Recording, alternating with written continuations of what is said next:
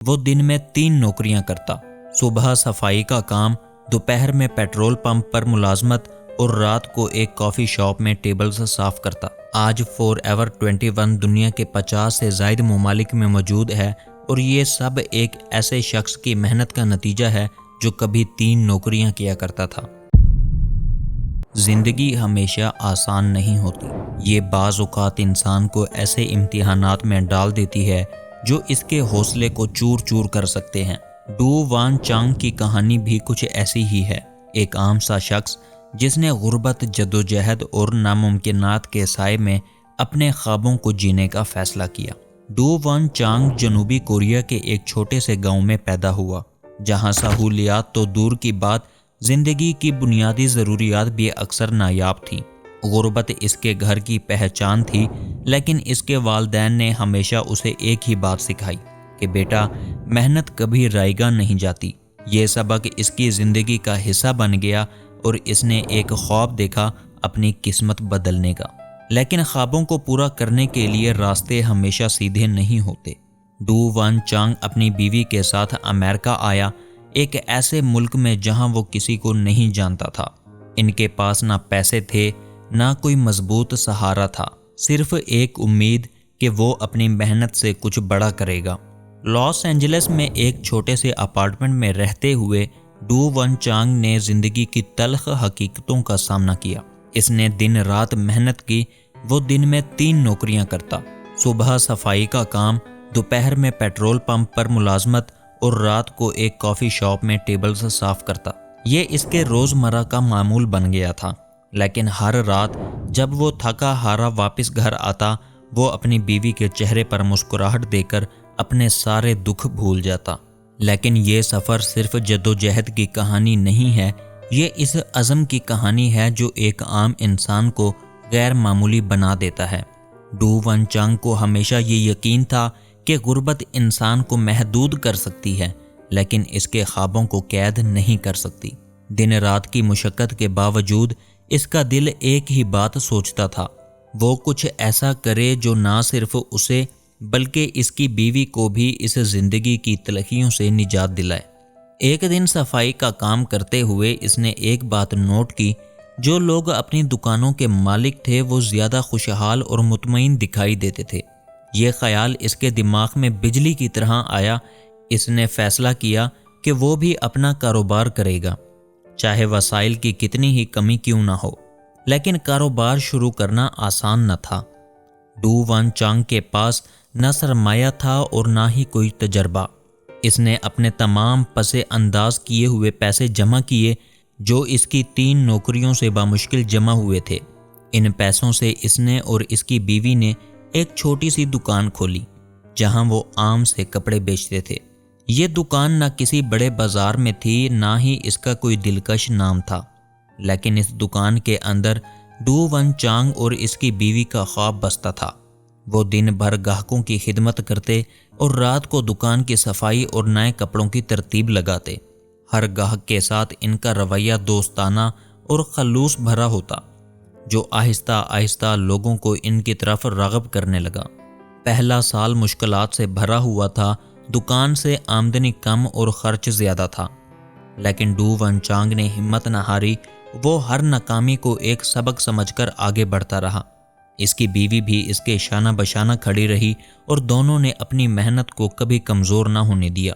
Do وان چانگ کی پہلی دکان نے اگرچہ آغاز کیا، لیکن کامیابی کا سفر ابھی بہت دور تھا۔ دکان کے اخراجات پورے کرنے کے لیے وہ اور اس کی بیوی دن رات محنت کرتے تھے۔ کئی بار ایسا ہوا کہ وہ اپنی ضروریات کی چیزیں بھی قربان کرتے تاکہ کاروبار کو زندہ رکھ سکیں۔ شروع میں گاہک کم آتے تھے اور کچھ مہینے تو ایسے گزرے کہ دکان سے ہونے والی آمدنی ان کی بنیادی اخراجات بھی پورے نہ کر پائی۔ لیکن ڈو وان چانگ نے اپنی ہمت نہیں ہاری۔ وہ دکان کے ہر پہلو پر کام کرتا، چاہے وہ سامان کا انتخاب ہو یا گاہکوں سے بات چیت۔ وہ جانتا تھا کہ کامیابی ایک دن میں نہیں آتی، لیکن اگر مسلسل کوشش کی جائے تو راستے کھل جاتے ہیں۔ ایک دن ڈو وان چانگ نے ایک دلچسپ چیز نوٹ کی۔ اس نے دیکھا کہ لوگ مہنگے برانڈز کے فیشن کو پسند کرتے ہیں، لیکن اکثر اس کے متحمل نہیں ہو پاتے۔ یہ خیال اس کے ذہن میں ایک مشن بن گیا، وہ فیشن کو ہر کسی کی پہنچ میں لانا چاہتا تھا۔ اس نے فیصلہ کیا کہ وہ ایسے کپڑے بیچے گا جو جدید، خوبصورت اور سستے ہوں تاکہ ہر طبقے کے لوگ خرید سکیں۔ یہ خیال اس کے کاروبار کی بنیاد بن گیا۔ اس نے اپنے نئے سٹاک میں سادہ لیکن خوبصورت کپڑے شامل کیے اور قیمتیں گاہکوں کی پہنچ کے مطابق رکھیں۔ آہستہ آہستہ اس کی دکان مشہور ہونے لگی۔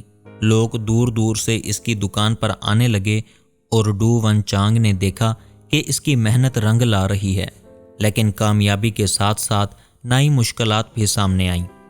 مسابقتی دکانیں اس کے آئیڈیاز کو کاپی کرنے لگیں۔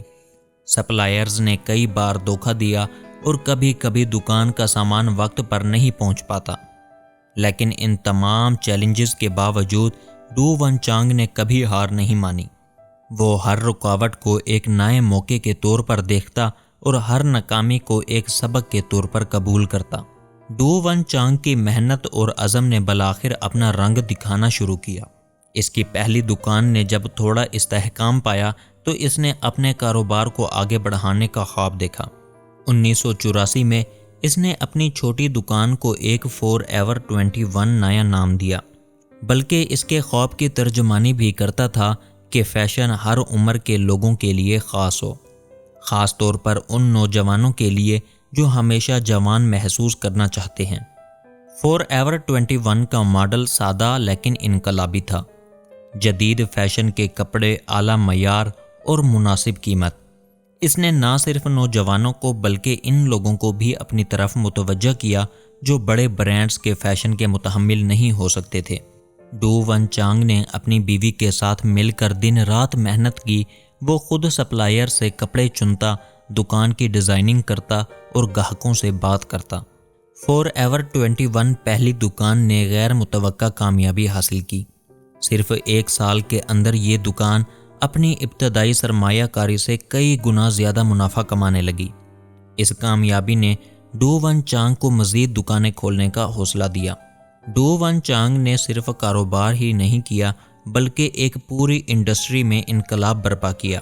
اس کا بزنس ماڈل فاسٹ فیشن کہلاتا تھا، جس میں نئے فیشن کے کپڑے بہت تیزی سے ڈیزائن اور فروخت کیے۔ اس ماڈل نے نہ صرف فور ایور 21 کو مشہور کیا بلکہ اسے دنیا کے سب سے بڑے فیشن برانڈ میں شامل کر دیا۔ لیکن اس کامیابی کے پیچھے بھی چیلنجز تھے۔ بڑے برانڈز نے اس کے ماڈل کو تنقید کا نشانہ بنایا اور کئی بار اس کے فیصلے غلط ثابت ہوئے، لیکن ڈو ون چانگ کا عزم کبھی نہیں ٹوٹا۔ اس نے ہر چیلنج کو ایک موقع کے طور پر لیا اور اپنی کمپنی کو مزید مضبوط کیا۔ آج فور ایور 21 دنیا کے 50 سے زائد ممالک میں موجود ہے اور یہ سب ایک ایسے شخص کی محنت کا نتیجہ ہے جو کبھی 3 نوکریاں کیا کرتا تھا۔ ڈو ون چانگ کی کہانی اس بات کا ثبوت ہے کہ غربت یا مشکلات آپ کے خوابوں کو نہیں روک سکتی، اگر آپ کے پاس عزم، حوصلہ اور سخت محنت کرنے کا جذبہ ہو۔ ڈو ون چانگ کی زندگی ہمیں یہ سکھاتی ہے کہ کامیابی کے لیے سب سے ضروری چیز وسائل نہیں بلکہ ایک خواب پر یقین اور اسے حقیقت میں بدلنے کی لگن ہے۔